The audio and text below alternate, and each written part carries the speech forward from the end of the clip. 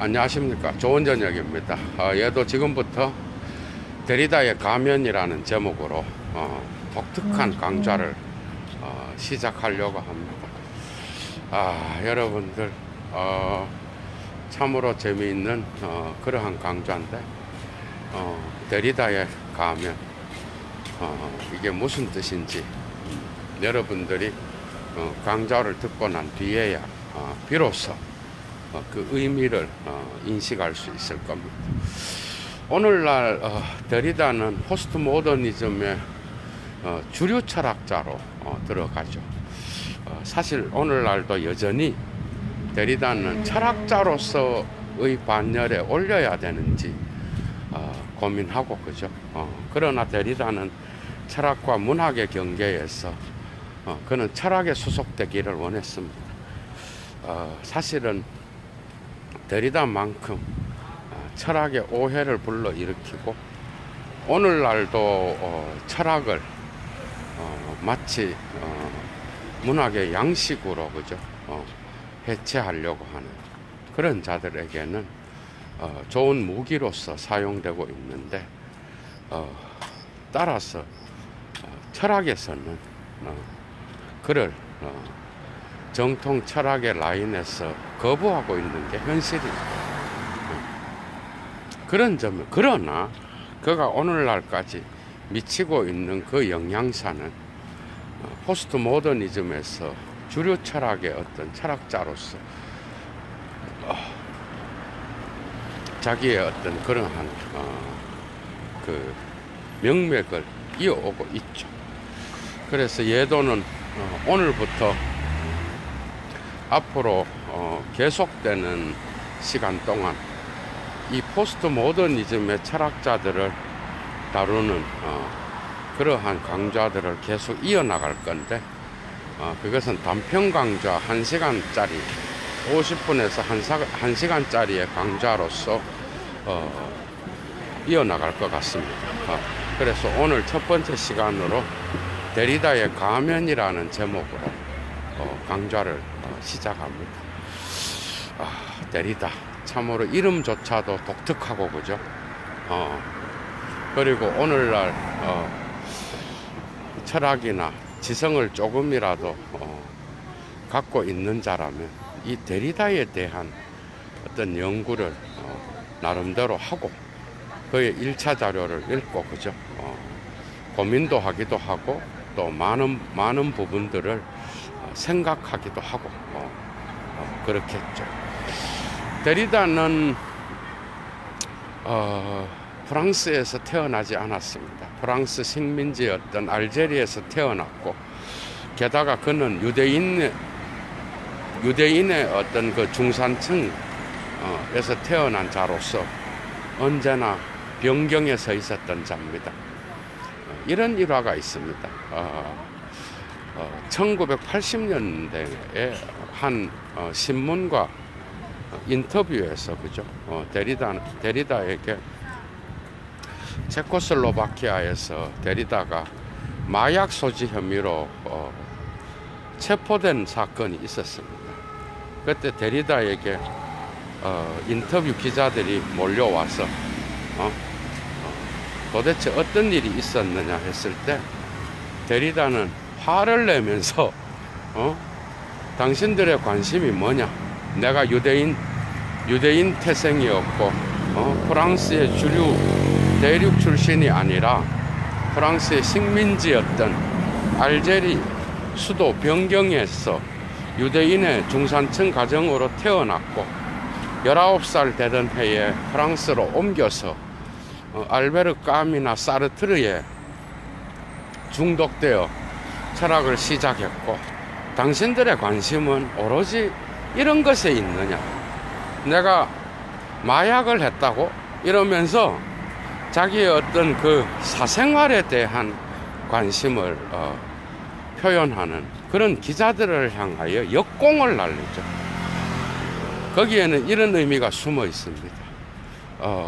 그대들이 나의 이러한 관심사들은 결코 나의 철학을 이해하는 데에는 아무런 도움이 되지 않는다라고 하는 그러한 어떤 그 조소 섞인, 그죠? 그러한 아이러니한 어떤 그런 반어적 조소가 데리다의 응답에 들어있다고 할 수가 있겠습니다. 그러면서 나의 철학을 니네들이 이해하려고 한다면 이러한 나의 개인적인 어떤 그러한 삶의 배경에는 결코 니네들이 그런 것들로는 나를 이해할 수 없다. 나의 1차 저작들을 읽어주기를 바란다라고 하는 그러한 데리다의 독특한 조소가, 그죠? 언론이라든지, 언론의 관심은 뭡니까? 대중의 관심은, 대중의 관심은 언제나 하이데거 철학보다는 하이데거와 나치의 관계에 있고, 니체와 루살로메의 관계, 니체의 성병, 이런 거에 가 있다는 거죠. 프랑스에서도 여전히 이런 것은 유명한 철학자로서의 반열에 올랐던 데리다를 향하여서도 동일하게 질문되는 거였습니다. 거기서 선수를 치듯이 데리다는 이러한 기자들을 향하여 니네들의 관심사가 그런 거냐 그러면서 비웃으면서 데리다는 담배를 엄청 좋아했어. 담배를 뻐끔뻐끔 피워대면서 조소하면서 가는 그 화면, 여러분 인터넷에 인터넷이 아니라 그 뭐죠? 유튜브에 검색을 잘하면 찾을 수가 있어.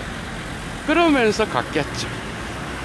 내가 마약을 하고 억울하게 체포됐다라는 그런 거에 니네들이 관심을 갖고 있느냐, 또는 니네들의 관심은 겨우 나의 사생활이냐 라고 조소를 퍼부으면서 제발 나의 1차 저작을 읽고 나의 철학을 이해해 주기를 바란다. 이런 어떤 그 비아냥거리는 그러한 일화가 데리다의 어떤 그 전기 속에는 들어있죠. 그러면서 데리다는 언제나, 그죠? 자기 자신의 어떤 그러한 다양한 관심사들, 그리고 대중들이 불러일으키는 그러한 데리다에게 붙여진 해체론자, 이런 것들에 대하여 그는 언제나 조소 섞인 말로 응답을 했다라는 겁니다. 데리다는 결코 이러한 것에 관심이 없었습니다. 관심이 없었고, 데리다는 대중들이 자기를 인식하는 그러한 철학 주제에도 관심이 없었고, 특히 그를 해체론자라고 불렀던 많은 사람들을 향하여 데리다는 조소를 보냈다라는 것 오해하지 말아라, 이런 방식으로 자기의 1차 텍스트를 읽은 자들에게도 자기에 대한 해석은 언제나 금기에 가깝게, 그죠? 생각했다는 거죠. 철학의 변경에서 철학을 비판했지만 철학을 언제나 갈망했던 철학자. 여러분, 예도의 니체, 데리다의 해석은 탁월할 겁니다. 특히 이 데리다의 철학은 하이데거와 니체 전공자가 아니면 사실은 제대로 된 그러한, 그러니까 모더니티에 들었던, 그죠? 무수한 데카르트, 칸트, 헤겔, 이런 거에 대한 정통적 이해와 더불어서 특히 니체에 대한 이해, 그죠? 니체에 대한 이해가 없이 데리다를 읽는다? 그렇게 되면 데리다가 조소하듯이 미국의 문학 비평가들이 데리다를 이해하는 방식으로 데리다를 이해하게 된다는 거예요. 데리다가 제일 싫어한 게 문학 비평가들이 자기의 어떤 그 작품을 폴 드만의 그런 해체 비평이라 이런 것들로 갖고 가는 것, 그리고 문학의 양식으로 자기를 평가하는 그런 해체론으로 올려놓은 거를 데리다는 가장 싫어했다라는 거예요. 이 점에서 여러분들 역시 데리다는 문학의 철학의 변경, 철학과 문학의 변경에서 철학을 해체하는 자였지만 언제나 철학을 또 사랑하는 자였어요.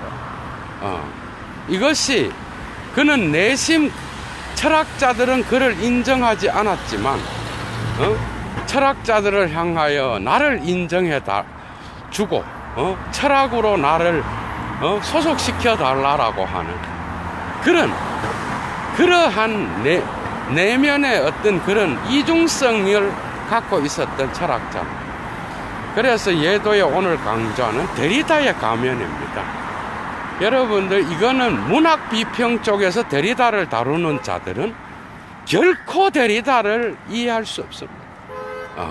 문학 비평 수준에서 데리다의 1차 텍스트를 읽는다? 아이고, 코미디죠. 데리다의 가면을 예도가 오늘 벗기겠습니다.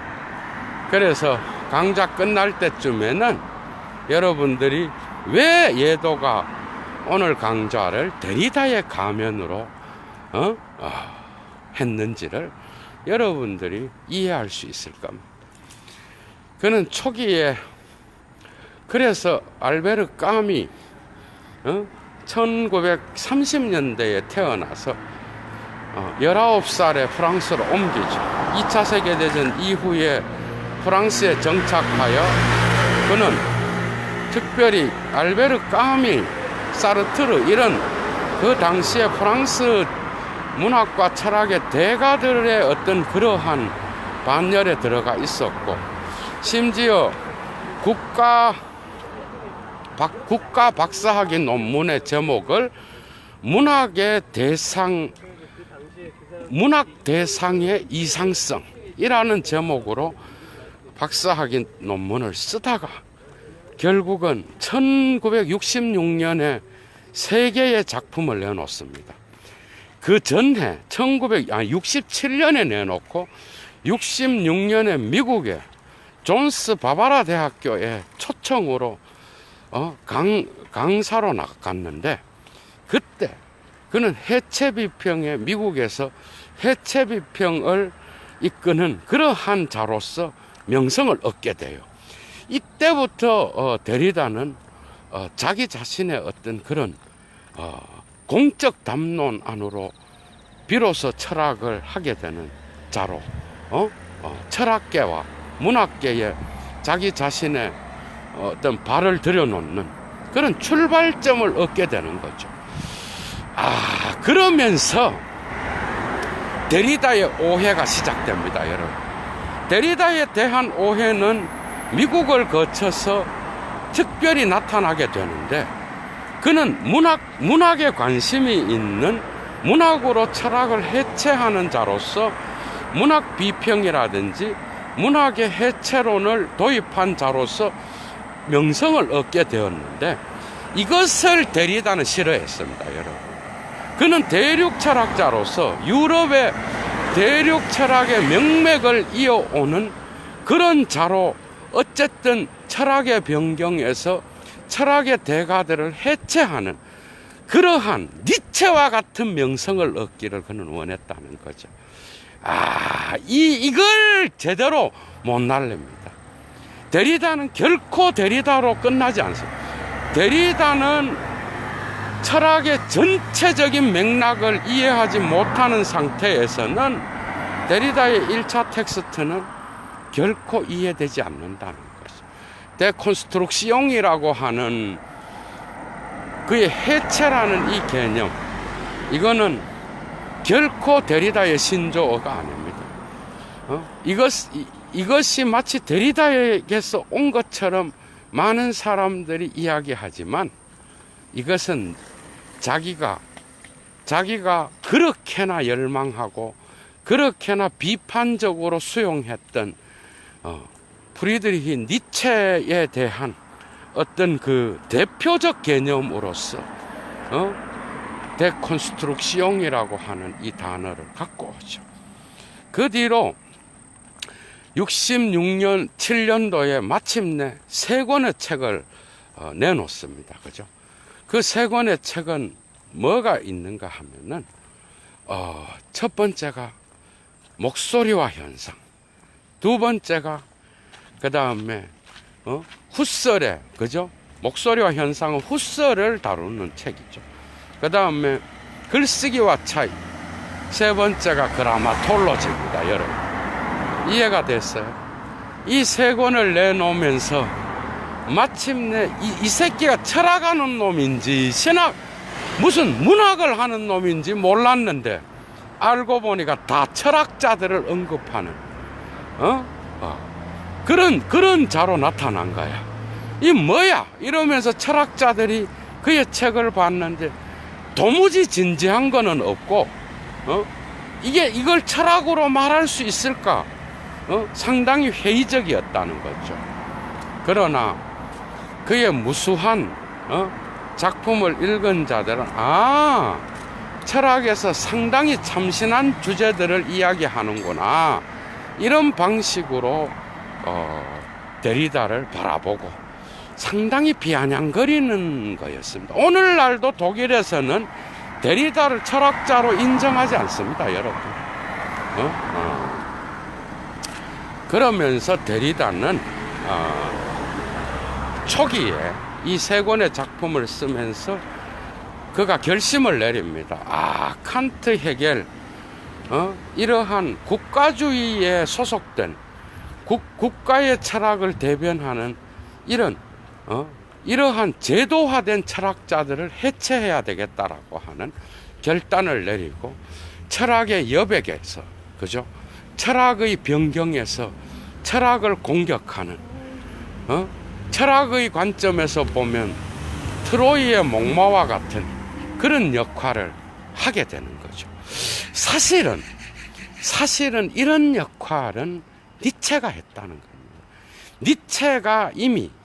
니체가 선구자로서 했고, 그 다음에 니체의 철학을 계보학적 인식을 따라서 데리다 역시도 하고 있는데, 미국의 많은 문학 비평가들은 이러한 노선을 못 읽었습니다.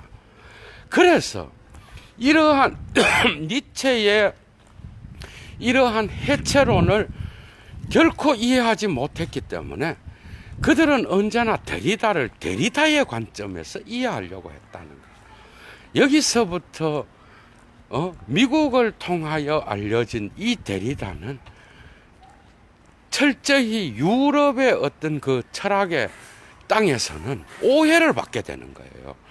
그러면서 미국에서도 오해를 받고 유럽에서도 오해를 받는 이런 이중적 오해 속에서 데리다는 끊임없이 자기가 원하지 않는 방식으로 자기의 철학을 오해하는 자들에 의해서 자기의 일평생을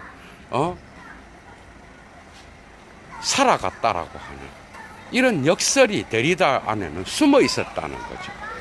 그래서 철학자들은 데리다를 다루기를 싫어합니다. 그 문체 자체가 니체와 같이 문학적 문체로 글을 쓰고, 그죠?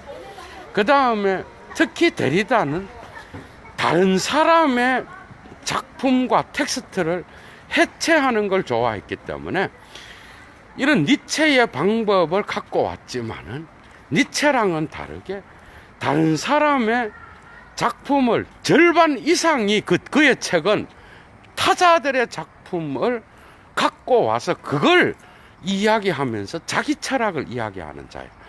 그래서 데콘스트룩시옹에서 콘스트룩시옹은 타자들의 텍스트입니다. 대는 누구 거냐? 대는 지가 하는 거겠죠. 오로지 대만이 데리다의 겁니다. 응? 특히 초기의 작품들, 그죠? 이런 세 권을 내놓으면서 데리다는 문학 비평가로서 미국에 알려졌지만 대륙 철학자로서는 도무지 이러한 작품들을 이해 못해서가 아니라 이런 가볍고 그 다음에 이런 문학화시킨 이런 철학의 문학화시킨 이런 텍스트들을 철학의 정통 라인에 있었던 자들은 받아들일 수 없었다라는, 그죠? 그래 이걸 철학이라고 해야 되나? 그런데 내용은 철학인데 알고 보면은 문학 텍스트에서 다뤄야 되는 그런 이중성을 갖고 있었다라는 거. 그죠? 그러면서 데리다는 멈추지 않습니다. 72년에는 철학의 여백을 쓰면서 마침내 철학과 문학의 어떤 그 경계선을 삭제해야 한다고 하는, 이걸 따라서 리차드 로티가 Deconstruction and Circumvention이라고 하는 책에서 데리다의 동조와 비판을 하면서 또다시 이러한 방식으로 나가고 있다는 거죠. 그죠? 해체와 어떤 그 우회라는 그런 책이 있죠. 철학의 여백과 그 다음에 입장들, 포시시옹이라고 하는, 그 다음에 또 뭐가 있죠? 그 다음에 산종이라고 하는 디세미나시옹. 이런 작품들을 내놓고 후기에는 마침내 정치와 마르크스의 유령과 그 다음에 법의 힘, 또 환대, 이런 책들을 내놓으면서 정치 철학 쪽으로 옮겨갑니다, 여러분. 후기에는. 그죠? 그러면서 자기의 책을 철학을 하게 되는 그런 철학자예요. 그런데 그가 자주 사용하는 거죠. 특히 목소리와 현상에서 처음으로 나타나는 디퍼헝스라고 하는 이 차연이라는 개념, 디세미나시옹에서 나타나는 산종, 씨를 뿌림이라는 이런 개념, 그 다음에 파르마콘, 글쓰기와 차이에서 나타나는 파르마콘, 독약이면서 양약의 뜻을 갖고 있는 그리스어, 플라톤의 이 약국에 나타나는 이런 개념들, 그 다음에 흔적, 그 다음에 라튀르라고 하는 수라튀르, 그러니까 삭제 아래에서 이런 개념들, 차연, 그 다음에 에크리티얼, 글쓰기, 이러한 독특한 개념들을 데리다는 마침내 창조하면서 자기의 철학을 이야기하기 시작합니다. 이 모든 개념들은요, 포스트 모던을 지향하는데, 사실은 여러분들이 데리다의 가면을 문학 쪽에서는 결코 밝힐 수가 없습니다. 오히려 그는 그의 오해 때문에 그는 철학에서 되게 대단한 인물인 것처럼 착각할 수 있는 그러한 입지를 갖고 있었습니다, 여러분. 사실은 여러분들이 데리다를 제대로 이해하기 위해서는 특히 하이데거를 잡아야 되고, 그 다음에 니체에 대한 전반적인 이해를 하고 있어야 데리다의 가면을 제대로 볼 수 있습니다.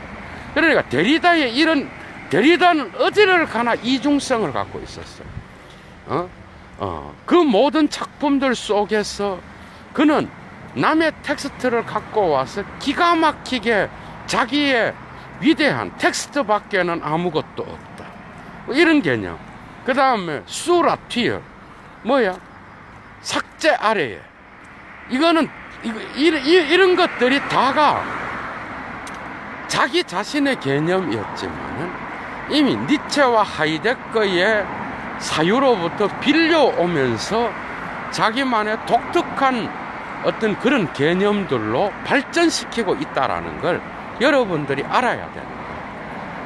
저는 데리다를 보면은 니체를 흉내냈다라고 하는 게 너무도 많이 보입니다. 너무도 많이. 스스로 니체적이기를 원했고, 그죠? 스스로 니체에 철학하는 방법을 그대로 따라갔어요. 이거는 특히 질 들레주와 미셸 푸코가 내용적인 면에서 니체를 흉내냈다고 한다면, 데리다는 문체에서 니체를 따라가고 있어요, 여러분. 그래서 그는 1979년에 에프롱 니체의 문체라고 하는 책을, 작은 논문을 발표하는데, 그것을 보면은 그의 전반적인 철학에 대한 태도가 니체의 방식을 따라가고 있어요, 여러분. 이 점에서 그는 철저히 니체의 제자요. 특히 차영과 산종의 개념, 그죠, 여러분. 그 다음에 삭제 아래에서 수라튀어의 개념, 이런 것들은 다가 하이데거의 영향을 받고 있어요. 왜 삭제 아래에서라고 이야기하는가 하면은, 여러분 생각을 해봐. 하이데거와 존재의 개념, 자인의 개념을 X표를 해서 사용해야 된다 그러거든요. 왜? 존재는 실제와 무의 중간 개념으로서 언제나 존재 개념 안에는 그 존재가 삭제된 무의 흔적을 갖고 있는 거예요. 존재의 흔적은 언제나 그 존재 자체를 언제나 삭제하면서 사용해야 된다라고 하이데거가 가르쳐 줬잖아. 그걸 따라서 흔적이라는 개념도 그는 사용합니다. 거기다가 또 대리보충이라고 하는 시플레멍이라고 하는 대리보충이란 단어도 밥 먹듯이 사용해요. 글쓰기와 차이에서도 나오고, 그죠? 문자를 대리보충이라고. 그러니까 에크리티어라고 하는 그의 문자학에서의 어떤 그 개념을 설명하다가 대리보충이라는 말을 사용하죠. 루소를 해체하는 부분에서도 대리보충을 사용하고, 이런 방식으로 그는 하이데거의 이러한 독특한 사유로부터 자기의 신조어들을 발견하게 되는 거죠. 어떻게 보면 차연이라는 거는 소시르와 하이데거의 합작품에서 나온 겁니다.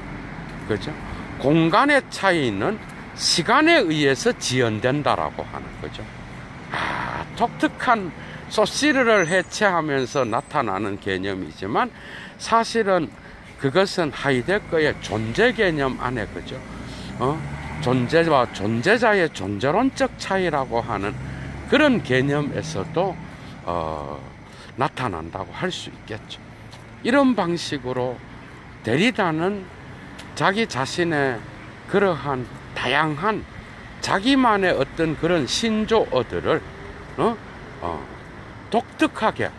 독특하게 만들어내고 있지만, 그것은 결국 데리다가 이러한 하이데거나 니체의 이러한 전반적인 어떤 그 사유체계 안에서의 안에서 움직이고 있다는 것을 여러분들이 보지 않는다면 이러한 철학적인 입장을 결코 이해할 수 없다라는 것을 예도가 오늘 말합니다.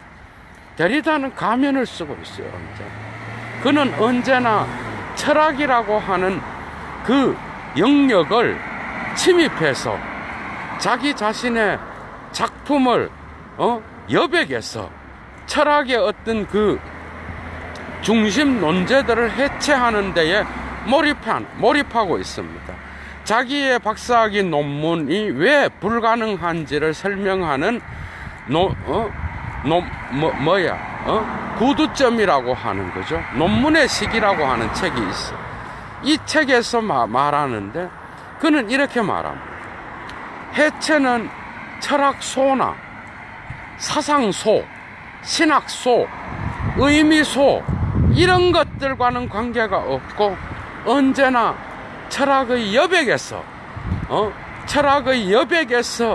권리, 그 다음에 의미의 이동, 그 다음에 또 법, 그 시대의 권위, 이런 것들이 어떤 방식으로 철학자들의 의식을 사로잡고 있는지를, 그 가능성을 탐구하는 게 해체라고 이야기하거든.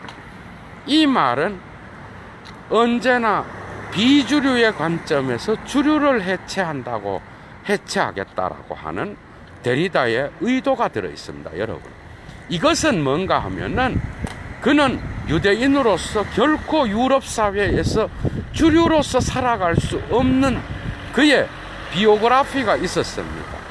비오그라피는 결코 데리다의 철학을 이해할 수 없는 거였지만, 어쨌든 우리가 전반적으로 그의 삶의 영양사를 관점에서 그의 철학을 해부해 볼 때 그는 유대인으로서, 그리고 또 식민지 알제리에서 프랑스 파리로 이동한 자로서 그는 철학의 어떤 이런 주류적인 이런 철학 세계를 변경으로부터, 그죠?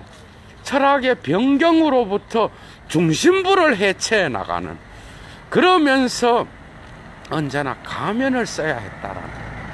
그러니까 데리다가 오해받는 이유는 그는 철학의 어떤 정통의 이런 겁니다. 철학을 하는 자라기보다는 철학을 꼼꼼히 문학적 텍스트와 같이 읽으면서 철학 안에서의 모순을 발견하는 데에 집중하는, 그래서 철학 안에서 중심 주제에 관심이 있는 게 아니라 그 중심 주제가 표현하는 방식에 관심이 있었다는 거야. 정말 중요합니다, 이런 거. 그래서 그는 모든 철학자들의 철학함에 관심을 가지지 않고 그 철학자들이 그것을 표현하는 어떤 그 문체나 기교에 관심을 가졌고, 그런 것들이 어떤 모순을 갖고 있는지를 관심을 가졌어요. 그래서 꼼꼼한 읽기를 통하여 오로지 그 중심부를 어느 부분을 공격하면 전체가 무너질 수 있는지에 초점이 맞춰져 있었다는 거예요. 그래서 데리다 역시도 철학을 하는 칸트와 헤겔을 그런 방식으로 해체하는 데에 관심이 놓여져 있었기 때문에 도무지 철학을 필로조피렌이라고 하는 철학함을 하는 자들에게는 인정을 받지 못했습니다. 왜냐하면 철학을 하는 자들이 볼 때는 데리다의 그러한 이중 전략이 결코 철학의 전체가 무너진다라고 생각하지 않기 때문이죠. 그건 단지 문체의 관점에서 철학의 변경에서 철학의 중심부를 공격하는 거죠. 마치 트로이의 목마와 같이 트로이 사람들은 여러분들 그리스와 전쟁을 10년 동안 하면서 결코 자기 자신들은, 그죠? 멸망하지 않는다고 하는 그러한 어떤 강한 자부심을 가졌던 그런 종족이죠. 그런데 그리스인들이 꾀를 내서 목마를 만들어서 거기에 중요한 그리스 군인들, 그죠? 훈련된 군인들을 트로이의 빈 목마, 그 속에 트로이의 목마를 트로이의 중심 주변으로 받아들이잖아. 그 그리스인들의 전략을 트로이 사람들은 몰랐다는 거죠. 마치 트로이라는 국가가 철학이라면 데리다는 목마를 만들어서 그 속에 가면을 쓰고 들어와서, 그죠? 철학을 중심부에서 해체하는 데에 오로지 자기 자신의 모든 것들을 바치고 자기의 모든 관심사를 거기에 바치고 있다라는 거죠. 여러분들 한번 생각해봐. 이런 철학함에서 문제는 뭐겠어? 칸트의 의도와는 다르게 그는 오로지 칸트의 문체와 칸트의 철학함에서의 모순을 찾는 데에 방향지어져 있었습니다. 그래서 그의 해체는 철학자로서 볼 때는 상당히 완벽하다고 할 수가 없겠죠. 어림도 없는 얘기죠. 데리다가 칸트와 헤겔을 해체했다, 하이데거를 해체했다. 여러분 한번 읽어보셔요. 그 해체가 칸트와 헤겔과 하이데거 전체가 무너지느냐, 어림도 없는 얘기라니까. 철학하는 자들의 입장에서는 그건 지 얘기예요. 마치 니체가 데카르트, 칸트, 헤겔을 해체하듯이 그런 방식으로 해체를 하는데, 그 해체를 통하여 자기 자신의 이야기를 하는 그 부분에서 오늘날 포스트 모더니즘의 사유가 드러납니다. 그런데 그 이야기는 이미 모더니티 안에서 니체가 이미 이야기했던 것들이 대부분이에요, 여러분. 여러분 생각해봐. 디세미나시옹, 그 뭔 뜻이야? 산종이 흩뿌린다는 거야. 의미와 기표는 다른 기표들과의 관계에 의해서 의미가 나타나기 때문에 그 의미들은 씨를 뿌릴 때에 열매를 거두잖아요. 그런데 그 씨는 어디다가 땅에 뿌려질지 모르는 거야. 그리고 그 씨는 또 다른 그 흙과의 작용에 의해서 다른 뿌리들과 또 연관을 맺고, 이런 방식으로 그 의미는 확정될 수 없다라는 이야기야. 그러면서 그 열매의 가능성을 어떤 사람도 가능성으로서만 언제나 씨는 뿌려지는 거잖아요. 그 열매는 어떤 방식으로 수확될지 어느 누구도 모르는 거죠.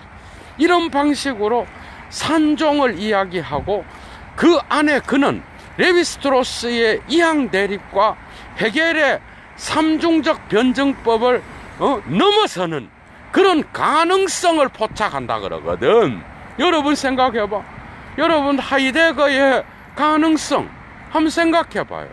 데리다는 이항 대립을 넘어서고 헤겔의 삼중적 변증법을 넘어서는 것을 제4의 가능성을 이야기하기 위하여 산종을 이야기하고, 레비스트로스의 이항 대립을 넘어서기 위하여 산종을 이야기하지만, 결국은 그 해체는 니체가 이미 이야기했던 겁니다. 하이데거의 실종 개념이 언제나, 존재 개념이 언제나 가능성으로서 해석하게 있었다라고 한다면, 이 산종이 그거랑 다른 게 뭐가 있어요? 언제나 그 새로운 신조어를 만들어내는 데리다의 이 독특한 철학에는 언제나 니체와 한번 비교해봐요. 니체 전공자로서 니체는 철저하거든. 이 장난이 아니에요. 니체는 언제나 남의 얘기를 할 때도 있지만 자기 얘기를 주로 한다고. 이런 걸 이야기할 때 자기는 가능성으로서의 의미는 어디에도 확정되지 않는다. 우리는 모든 텍스트 위에는 흩뿌려진 산종과 같이, 씨를 뿌리는 것과 같이 텍스트에 기표가 놓여져 있다. 그 씨를 뿌릴 때의 땅은 텍스트다. 그 배후에는 언제나 새로운 가능성으로서의 열매가 확정될 수 없이 그 열매가 가능성으로서 맺어지는 거죠. 그 씨는 다양한 방식으로 기표들의 의미와 연세를 나타낼 수도 있는 거고, 엄청나게 많은 비유가 있는 거죠. 그런 비유들이 언제나 니체는 이미 모더니티 안에서, 그죠, 존재를 해체한다든지, 또 자기 선배들의 어떤 그 철학자들의 이성 개념을 해체한다든지 할 때에 이미 나타나고 있다라는 거예요. 그래서 데리다는 자기 자신의 어떤 이런 철학을 이야기하는 거는 언제나 자기의 독자적인 철학이 아니라 타자들의 텍스트를 해체하는 과정에서 이 모든 게 나온다는 거예요. 그러니까 얼마나 데리다가 자기의 철학을 이야기하지만 그런 것들은 언제나 타자의 텍스트와의 관계 속에서 나타난다. 그래서 데리다는 자기의 차연이라는 개념을 맥락으로부터 빼갖고 차연이 뭐냐, 그래서 차연은 이런 뜻이다 라고 말하는 걸 아주 싫어했습니다. 그 맥락 속에서 훗설의 목소리와 현상에서 의미는 언제나 자기 독일적으로 대가리에 현시된다라고 하는 이런 것들을 구조주의의 기표 개념으로 해체할 때에 그 의미는 언제나 차연, 공간적 차이와 시간적 지연에 의해서 언제나 밀려난다라고 하는, 이게 뭐 존재 개념과 하이데거의 존재 개념과 다를 게 뭐가 있어요, 여러분? 그런 방식으로 자기의 철학을 하는 자이죠. 데리다는 철학자들의 관점에서는 언제나 가면을 쓰고 나타납니다. 왜? 그는 철학을 이야기하니까 마치 철학자인 것처럼 착각하는 거예요. 그런데 그의 문체는 결코 철학의 문체랑 달라요. 철학적 사유에 관심이 있는 게 아니라 철학자들의 글쓰기 속에서 어떤 모순과 대립과 은유를 발견하는 거예요. 그 배후의 철학의 여백에서 이런 것들을 씁니다. 헤겔의 정신현상학의 책의 여백에 이 새끼는 요런 부분이 모순적이고 문제가 있다. 그리고 요거는 삭제 아래에 두어야 된다. 여러분, 많은 것들을 생각하게 하는 철학이죠. 그죠? 철학함의 사유 자체를 에 관심이 있는 자는 이러한 문학 텍스트적 읽기를 싫어하겠죠, 당연히. 그래서 데리다를 오늘날의 칸트, 헤겔의 이러한 정통 철학의 라인에 있는 자들은 인정하지 않습니다, 오늘날. 그러나 그의 포스트 모던적인 이런 사유들은 매우 중요한 것으로서 오늘날 인정받고 있다는 거죠. 그래서 해체 비평의 문제는 언제나 이런 문제가 있습니다. 해체 비평은 데리다는 자기 자신, 남을 비평하는 데에는 상당히 뛰어난 기질을 갖고 있었지만 자기 자신의 텍스트는 이런 방식으로만 존재하기 때문에 언제나 타자로부터의 비평을 숨길 수 있는 그런 가면을 언제나 쓰고 있어요.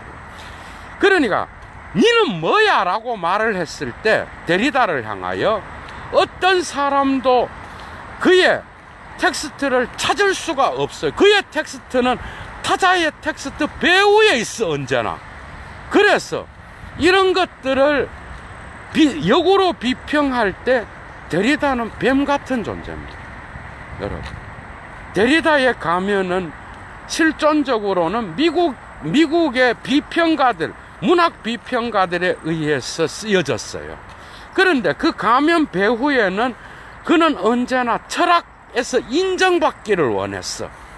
그러나 철학자들이 볼 때 칸트와 헤겔이나 하이데거나 이러한 정통 라인, 데카르트나 이 라인에서 철학하는 자들의 관점에서 볼 때는 데리다는 도무지 철학함에는 아무런 관심을 갖지 않아요.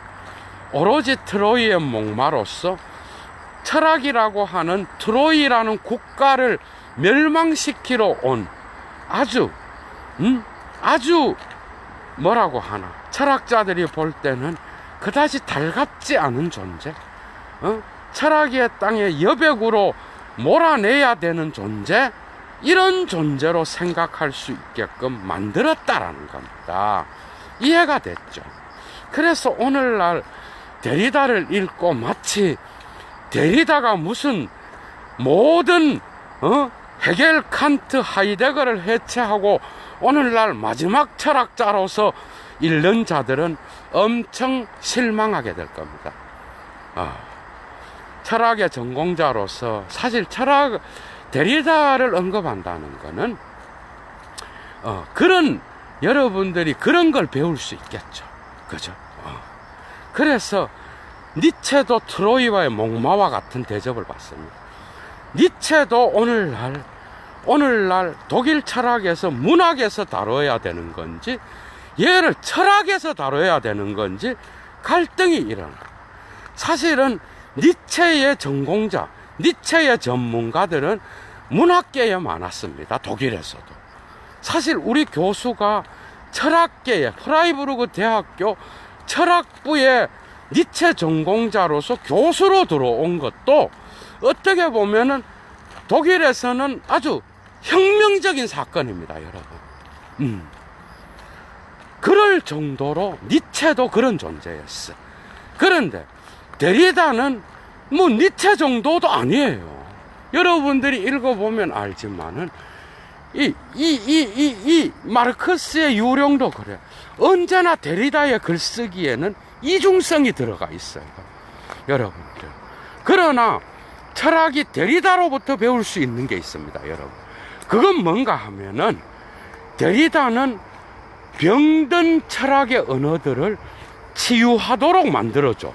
이것도 역시 니체가 했던 것과 동일한 역할을 데리다가 하고 있다라는 거예요. 니체는 철학의 어떤 이런 모순점들을 폭로함으로써, 폭로가 해체입니다, 여러분. 폭로함으로써 그 철학이 제대로 어떤 그 자기의 질병, 그 전체의 어떤 그 안에서의 모순, 이런 것들을 치료하면서 철학이 다시 한번 자기의 길을 갈 수 있게 만든다는 거예요. 그러니까 여러분들이 알아야 되는 게 그런 수준으로 데리다를 대접해야 되지, 이런 자들은 실망합니다. 데카르트, 칸트, 헤겔, 하이데거를 넘어선 오늘날의 마지막 철학자, 이지랄 하면은 이제는 그는 데리다를 오해할 뿐만 아니라 철학도 오해하는 거예요. 여러분들, 그 말이 되는 얘기예요? 그 조그만한 책 하나 쓰고 붕괴됐다? 아이고, 여러분, 오늘날 칸트 저쪽, 여러분 생각해봐. 칸트, 헤겔은 다른 얘기하고 있어요, 또. 그게 그런 걸로 해체되고 없어질 그런 거 오해라고, 내 말은. 데리다로 그렇게 생각하지 않았어요. 데리다는 이런 겁니다. 예를 들면은 문자를, 예를 들면은 서구 철학이나 종교, 기독교, 유대교 다 합쳐서 서구의 플라톤주의와 기독교, 유대교 경전에는 언제나 존재와 진리를 이야기할 때 문자를 억압했다는 거예요. 그런데 데리다가 말하려고 하는 거는 이런 서구 형이상학의 이러한 문자와 존재와 진리를 이야기할 때 문자를 억압했는데, 이 문자가 없이는 지네들이 말하는 진리와 어떤 존재를 표현할 수 없다라는 거예요. 여기에 이중성이 있다는 거야. 그러니까 서구 형이상학자들이 억압했던 그 문자 안에 지네들도 이 문자를 사용하지 않으면 존재와 진리를 표현할 수 없었다는 거야. 그래서 이 억압은 언제나 이중적 전략 안에서 표현되고 있었고, 이것은 서구 형이상학의 실수였다라는 걸 폭로하는 거예요. 이해가 됐어? 그래서 그러면 서구 철학이 붕괴됐느냐? 그거에 의해서. 그라마톨로지, 에크리티어에 의해서 서구 철학 전체가 없어졌느냐? 아니라는 거예요, 그거는. 그러니까 니체의 어떤 이러한 철학에, 여러분 생각해봐. 니체가 신을 죽었다. 신이 뒤졌어, 지금? 이게 아니라는 거예요, 여러분. 그래서 철학의 어떤 그러한 오해가 그런 것들로부터 시작되는 거예요. 그래서 데리다를 그런 식으로 읽으려고 하는 자들은 언제나 데리다를 최상위에 올려놓지만 실망할 수밖에 없는, 그죠? 고전을 데리다의 해체 아래에서 고전이 다 없어졌다? 아이고, 똥을 쌀 노릇이죠, 여러분. 말도 안 되는 얘기입니다. 그 정도 그라마톨로지, 글쓰기와 차이, 그런 수준으로, 서구 철학이 모더니티가 붕괴됐다. 아이고, 그래 읽으면 데리다를 또 오해하는 거예요. 그게 아니라 그 서구 형이상학 전체에 있어서의 문제점을 치료하고, 그죠? 그런 것들을 새롭게 사유할 수 있는 동기를 부여했다. 오케이. 그런 관점에서 데리다는 중요한 철학의 역할을 한 자다. 오케이. 그것도 그런 정도 수준입니다, 여러분. 그걸 읽으면서 여러분들은 오늘날 철학의 텍스트를 새롭게 볼 수 있는, 그죠?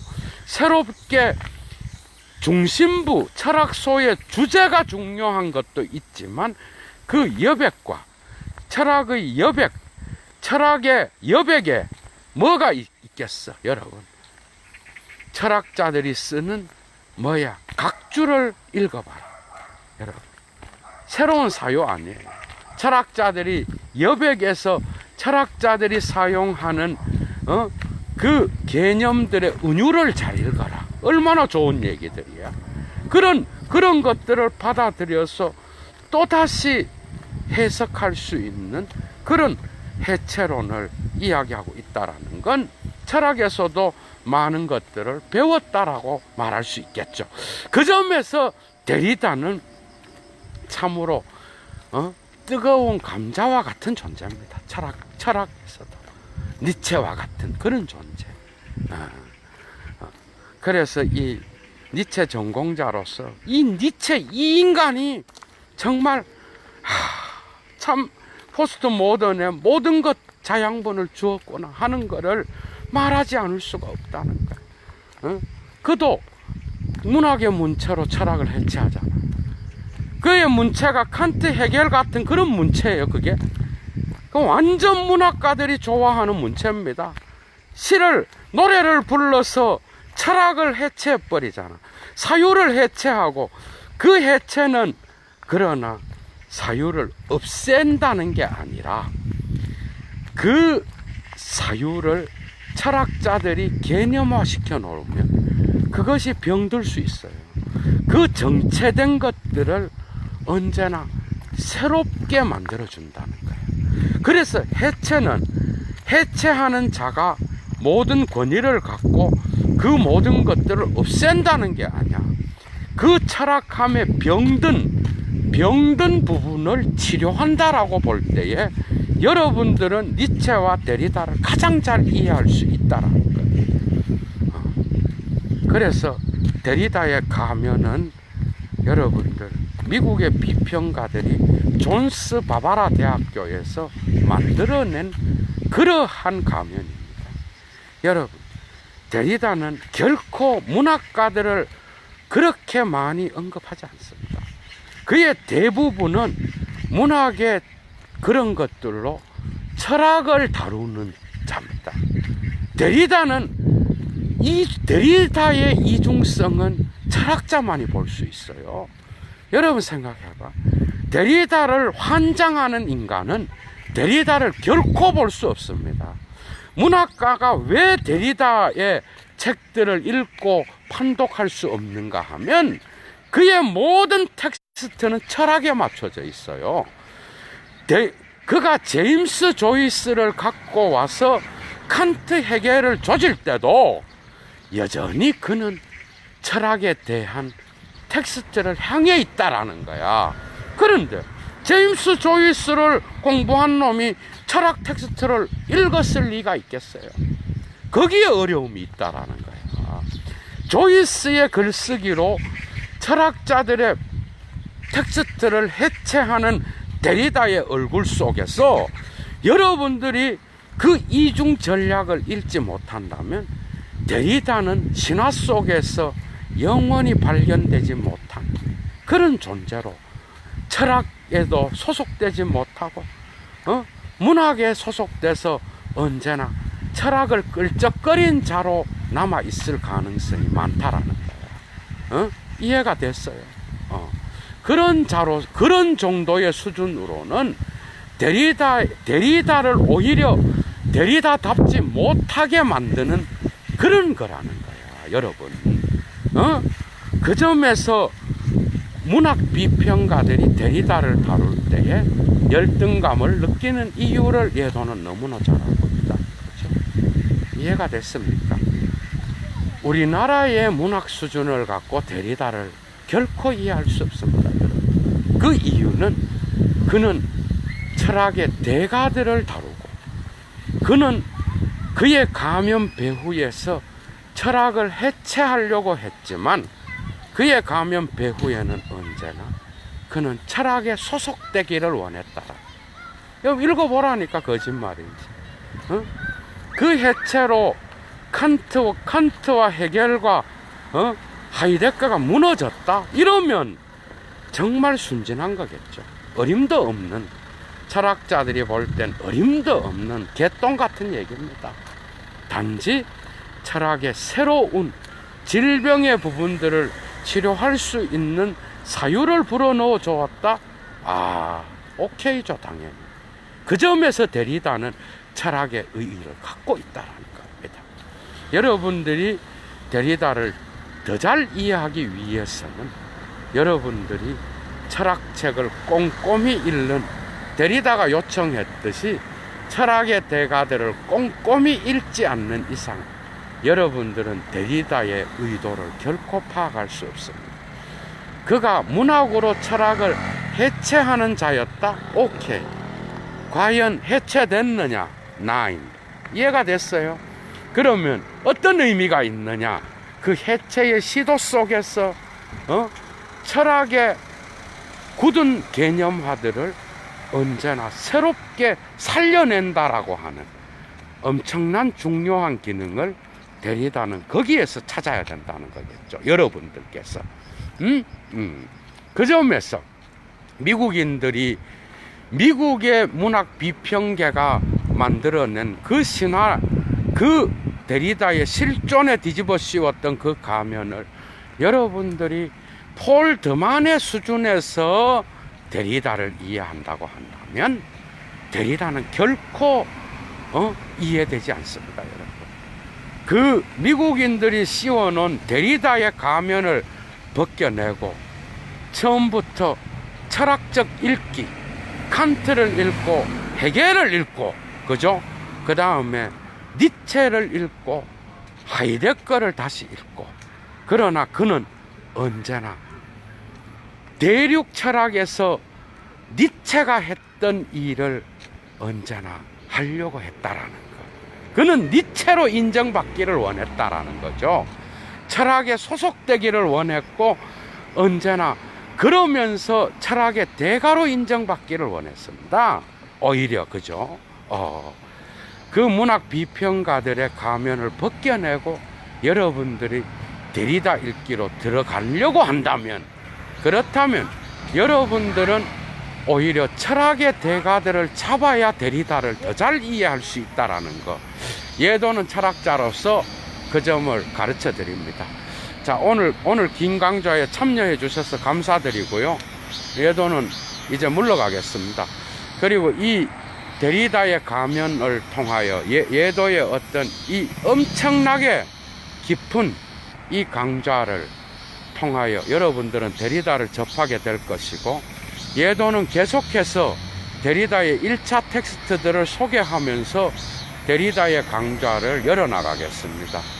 자, 오늘 데리다의 가면 너무나 재미있었죠. 예도는 물러가겠습니다.